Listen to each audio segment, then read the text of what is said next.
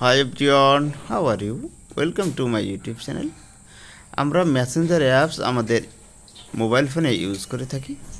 Messenger অ্যাপসে একটা সময় আমরা কিছু প্রবলেম ফেস করে থাকি। যদি কাউকে কোনো ফটো পাঠাতে চাই, কিন্তু অনেক সময় আমরা পাঠাতে পারি না, কারণ মিডিয়া অ্যাক্সেস চাই। এই মিডিয়া অ্যাক্সেস মেসেঞ্জার অ্যাপসে আপনি কীভাবে দেবেন, আজকের ভিডিওতে সেটি দেখিয়ে দেবো। এর জন্য যে কাজটা করতে হবে, ফার্স্ট আপনার মোবাইলের ডিসপ্লেতে লক্ষ্য করবেন যে সেটিং আইকন আছে। প্রথমে সেটিং আইকন খুঁজে বের করবেন এবং সেখানে ক্লিক করবেন। সেখানে ক্লিক করার পরে আপনি স্ক্রল ডাউন করবেন। স্ক্রল ডাউন করে নিচের দিকে এসে অ্যাপস নামে একটি অপশান পাবেন, এখানে ক্লিক করে দেবেন। তারপরে এমন একটা ইন্টারফেস আপনার মোবাইলের সামনে আসবে। এখান থেকে ম্যানেজ অ্যাপস একটি অপশান আছে, এখানে ক্লিক করবেন। এখানে ক্লিক করার পরে কিছু সময় ওয়েট করতে হবে, কারণ আপনার মোবাইলে থাকা ইন্টারনাল এক্সটার্নাল সকল অ্যাপস এখানে শো করবে। সার্চ একটি অপশান আছে, উপরে এখানে ক্লিক করতে হবে।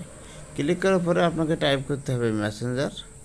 টাইপ করার সঙ্গে সঙ্গে মেসেঞ্জার আপনার মোবাইলের ডিসপ্লের সামনে চলে আসবে, এখানে ক্লিক করতে হবে। দেন অ্যাপস পারমিশন একটি অপশান দেখতে পাবেন, এখানে ক্লিক করবেন। এখানে ক্লিক করার পরে আপনি এই যে মিডিয়া যে অপশানটা আছে, এটি নট অ্যালাউ থাকলে আপনি অ্যালাউ করে দেবেন। দেন আপনার মেসেঞ্জারে ফটো পাঠাতে যে প্রবলেম হচ্ছিলো সেটি সলভ হয়ে যাবে। থ্যাংক ইউ অল, আল্লাহ হাফেজ।